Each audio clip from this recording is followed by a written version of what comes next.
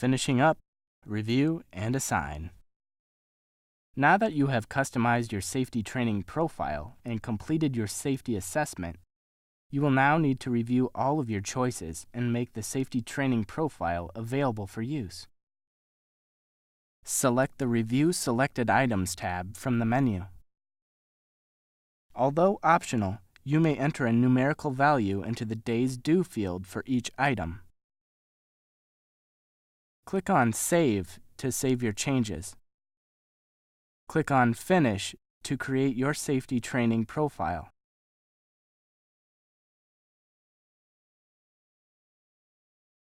Select Publish to make the module and the safety training profile available to students.